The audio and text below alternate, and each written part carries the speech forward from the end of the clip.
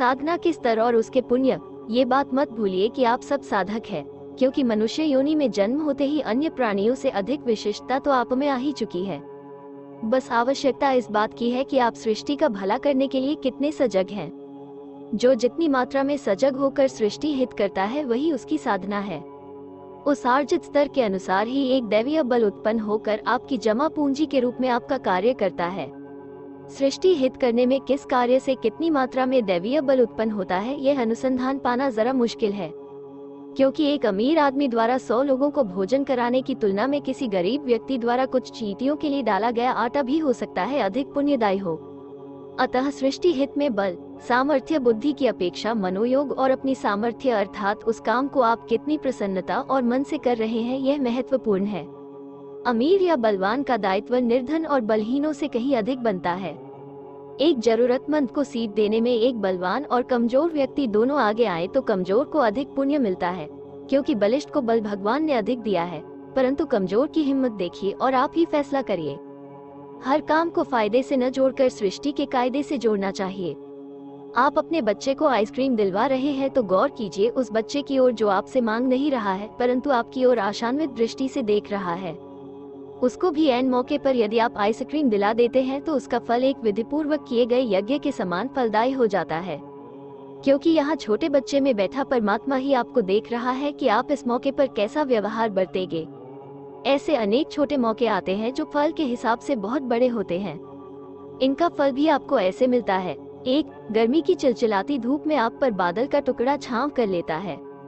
2. बारिश की बूंदें पड़ने लगती हैं। आप रास्ते में होते हैं लेकिन आपके गंतव्य पर पहुंचने तक बूंदें हल्की रहती हैं और पहुंचते ही तेज हो जाती है। 3. अचानक छोटी बड़ी समस्या से आपको आकर कोई अचानक निकाल देता है। बहुत गहरे अनुभव आपको बता रहे हैं, आप ही गौर करें। कुछ कहते हैं वो महात्मा ऐसा था वैसा था, जो कह देता था हो जाता था। मैं कहता हूँ अरे भाई, वो सच्चा सृष्टि हित साधक था। सृष्टि परमात्मा की फुलवारी है, जो इस फुलवारी का ध्यान रखेगा परमात्मा उसको अपना विश्वास पात्र मानकर उसे फुलवारी के पेड़ पौधों को लगाने, संवारने, काट छांट का अधिकार दे देता है।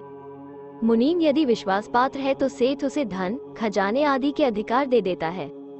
ये सब साधना के स्तर हैं, जो भोजन करते समय उपस्थित अन्य कीट पतंग प्राणियों का पेट भरता है, चाहे अपना पेट थोड़ा खाली ही रहे, दूसरी तरफ मात्र अपना पेट भरने वाला। इन दोनों में बहुत अंतर है। आप पहचानिए और अपनी साधना का स्तर बढ़ाइए। ये शुरुआत अभी और जहाँ खड़े हैं वहीं से शुरू करें। मानव धर्म वो व्यवहार है जो मानव जगत में परस्पर प्रेम, सहानुभूति, एक दूसरे का सम्मान करना आदि सिखाकर हमें श्रेष्ठ आदर्शों की ओर ले जाता है। मानव धर्म उस सर्वप्रिय, सर्वश्रेष्ठ और सर्वहितैषी स्वच्छ व्यवहार को माना गया है जिसका अनुसरण करने से सबको प्रसन्नता एवं शांति प्राप्त हो सके। धर्म वह मानवीय आचरण है जो अलौकिक कल्पना पर आधारित है और जिनका आचरण श्रेयस्कर माना जाता है। संसार के सभी धर्मों की मान्यता है कि विश्व एक नैतिक राज्य है और धर्म उस नैतिक राज्य का कानून है। दूसरों की भावनाओं को न समझना, उनके साथ अन्याय करना और अपनी जिद पर अड़े रहना धर्म नहीं है। एकता, सौमनस्य और सबका आदर ही धर्म का मार्ग है, साथ ही सच्ची मानवता का परिचय भी। परमात्मा की फुलवारी इस सृष्टि के संरक्षण, पोषण, विकास में सहयोग करे। ये सृष्टि ही आदि शक्ति है। इसकी नवधा भक्ति ही नवरात्र सेवा है। ये सुंदर ज्ञान गुरुदेव श्री कृष्ण चंद्र शास्त्री जी से प्राप्त हुआ। उनको कोटि कोटि नमन।